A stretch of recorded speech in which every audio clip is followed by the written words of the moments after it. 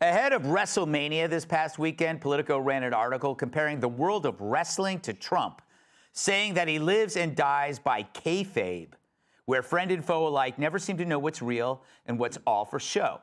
Now, kayfabe is a term in pro wrestling, the unwritten rule that both the athletes and fans understand it's a combination of sport and storytelling. It's the suspension of reality you need when someone tells you Taylor Swift is hot. Of course, this isn't to say pro wrestling's fake. They train to fight, and on top of that, they're trained in skills most fighters never know. Yeah, they could kill you, but they can also thrill you. I know right now you're thinking, man, Greg sure knows wrestling. Well, that's because I wrestled in high school. My signature move was the reverse cowgirl.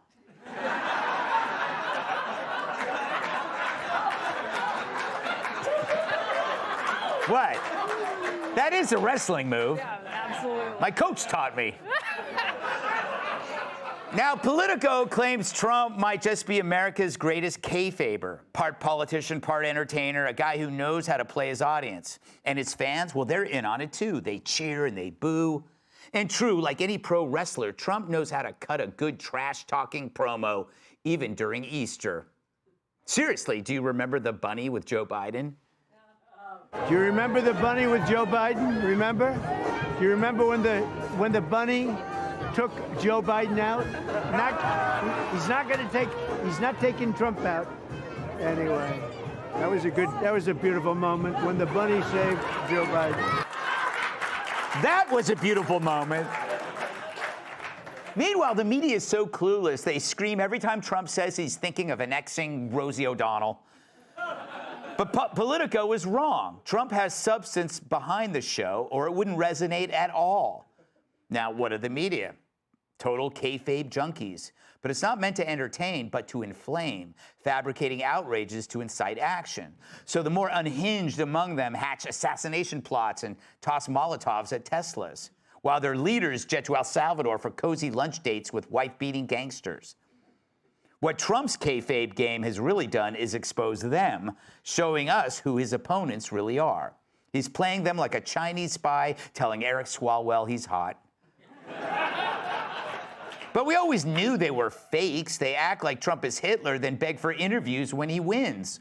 Remember when Morning Joe said Trump was a danger to democracy? Then he and Mika bent the knee in Mar-a-Lago? I'd call it ballsy if Scarborough hadn't had his snipped years ago.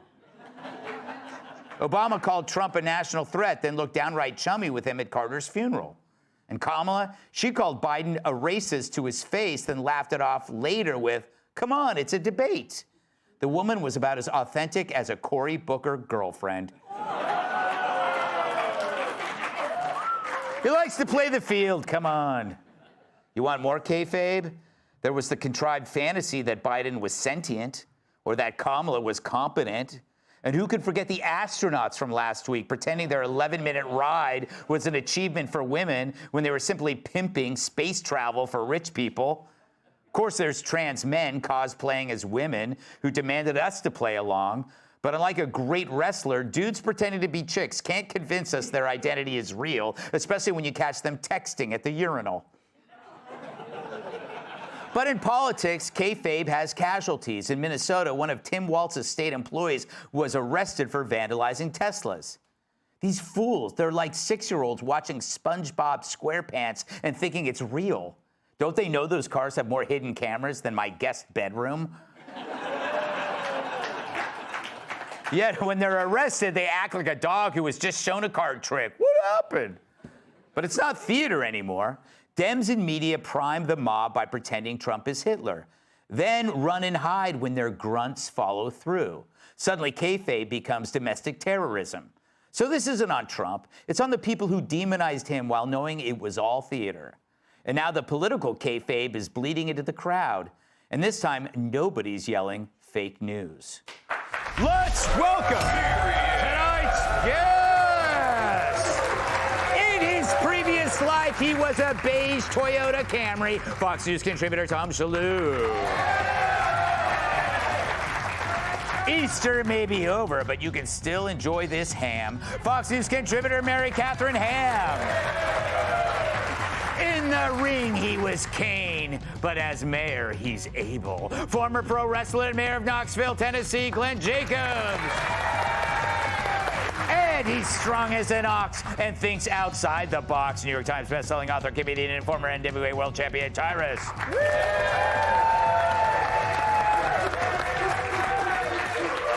I want to go to someone first who's familiar with this topic of kayfabe. So, Tom, good to see you. By the way, tonight you look like the guy in my neighborhood who had 2 paper routes and did it by car. My daughter, I was wearing this today. My daughter said I look like a 1980s bully.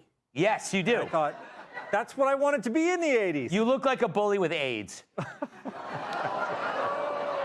Oh, I don't care. That's the meanest kind, Greg. Yes, it's the meanest.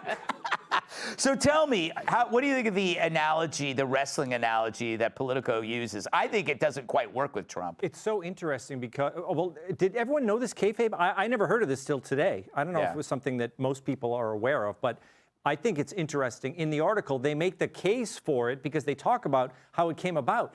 The amazing thing is that these wrestlers, they create their own narratives, and that is what Trump does. And so this idea is, if Trump knows it now, in Trump 2.0, he's even more kayfabe than he was before, because look what's happening this week. Who are the villains?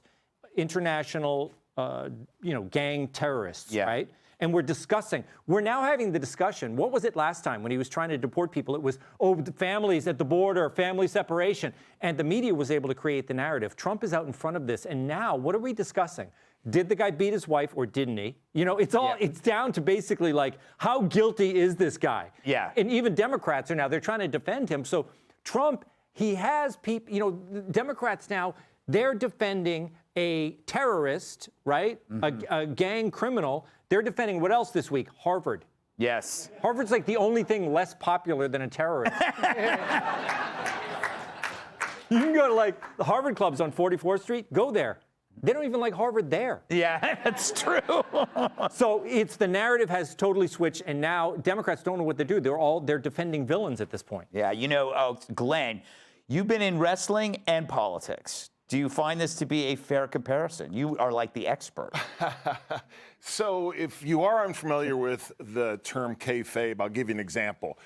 Think Joe Biden shaking hands with thin air, or being escorted around by the Easter Bunny, and then the media saying, oh, he's sharp as a tack, never been better. That's exactly what we're talking about here. Donald Trump is a larger-than-life personality that served him well ever since he was a real estate mogul, then on TV, then as president of the United States. It's a persona that he uses to gain an advantage. But the reason that it works is because it's who he is. Yeah. If you want to look at the fakers, it ain't Donald Trump. It's the people on the other side of the aisle, and that's why they're just not successful, because they're trying to be something that they're not. Yeah, it's authenticity.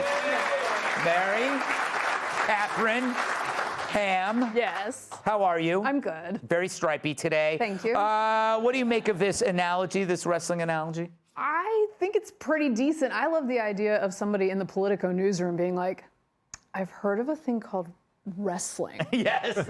And the whole newsroom's like, who let a state school kid in? Yeah. Like, how did we get one of these? But they're uncovering something that I think many commentators have noticed for like a decade, which is that this man is the ultimate showman, and that's part of how he creates narratives. That's part of how he convinces people. And the authenticity is actually part of it, is that his id is showman.